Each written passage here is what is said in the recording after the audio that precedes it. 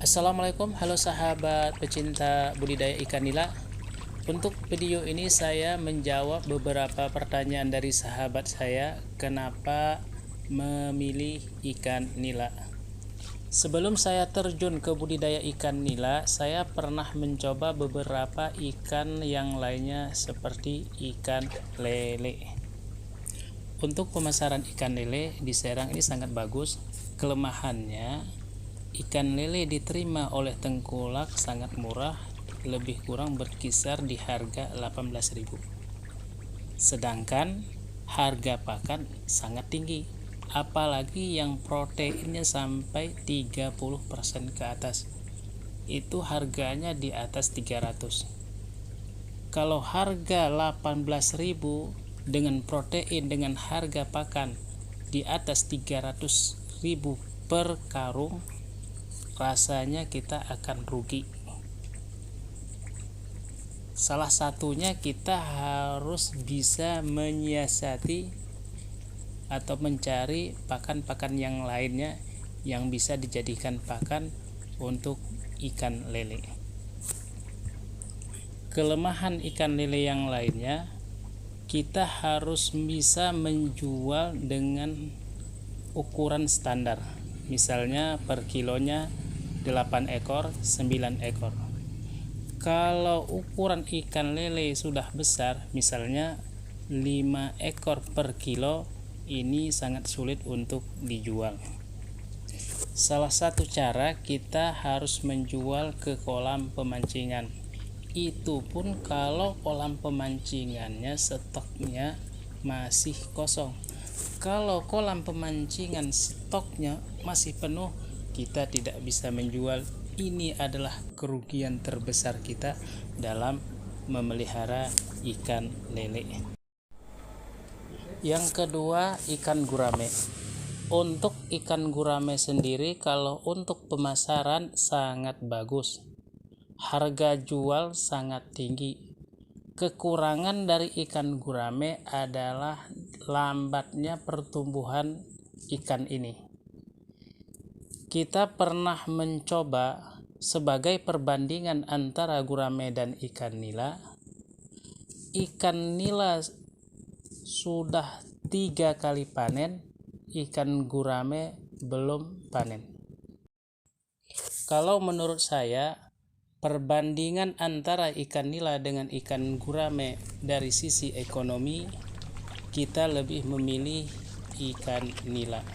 Karena ikan nila lebih singkat masa panennya dibanding dengan ikan gurame.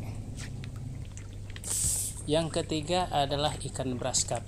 Untuk ikan braskap ini mungkin banyak yang belum tahu. Ini hanya penjelasan karena kita pernah memelihara ikan ini di tempat kita. Untuk ikan braskap sendiri hampir sama dengan ikan bandeng, mempunyai duri-duri kecil di ekornya. Begitu juga untuk nilai jual. Kalau untuk ikan braskap kurang diminati di tempat kita. Dan yang keempat adalah ikan maser ataupun ikan dewa. Untuk nilai jual ikan dewa ini supernya, harganya bahkan sampai di 1 juta per kilo. Kelemahannya untuk diserang, ikan dewa ini dia harus dipelihara di air yang mengalir, yang jernih, tidak boleh kotor. Kalau airnya kotor, dia akan mati. Untuk ikan maser ini, kalau di kota Serang, rasanya tidak mungkin untuk dibudidaya. Pertama, di kota Serang ini tidak ada air yang mengalir, walaupun ada, tapi dari limbah rumah. Yang kelima adalah lobster. Untuk lobster kita pernah budidaya di sini, bahkan sampai ribuan ekor. Kelemahan dari kelemahan dari lobster ini, daya jualnya yang tinggi, kemudian kurangnya peminat pasar. Kita kalah bersaing dengan udang-udang lokal. Kelemahan lagi dari udang lobster ini, dia mempunyai cangkang yang tebal, daging sedikit. Seperti itu. Kalau untuk dikonsumsi sendiri, saya rasa untuk lobster lah yang paling bagus.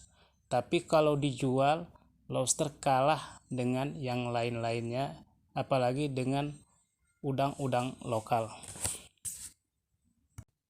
Dan yang keenam adalah ikan mas.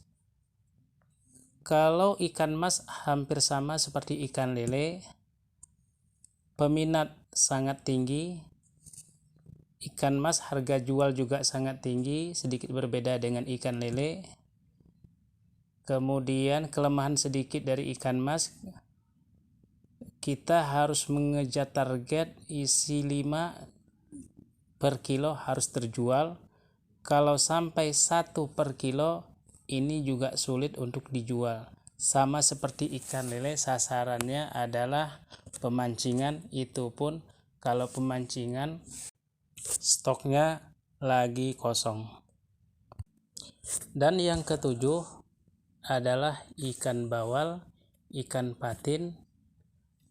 Kedua ikan ini saya tidak memahami karakternya seperti apa, pasarnya seperti apa, pertumbuhannya seperti apa. Saya kurang memahami dari dua ikan yang ini.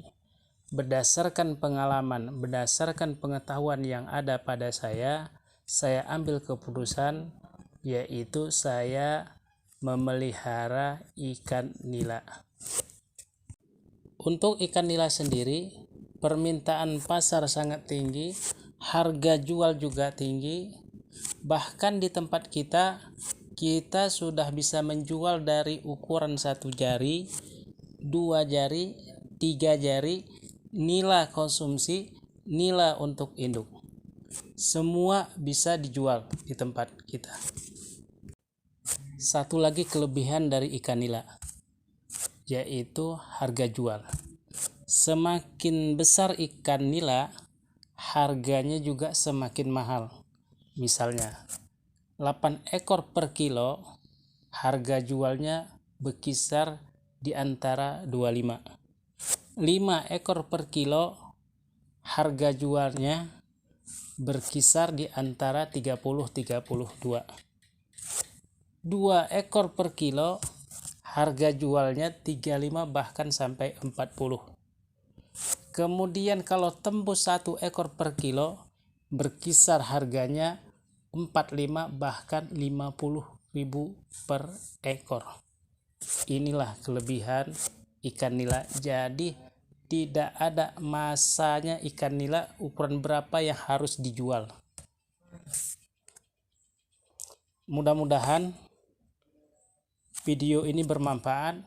Tergantung Anda mau kemana, apakah mau memelihara ikan nila, ikan mas, ikan yang lainnya, tergantung bagaimana Anda menguasai bidangnya.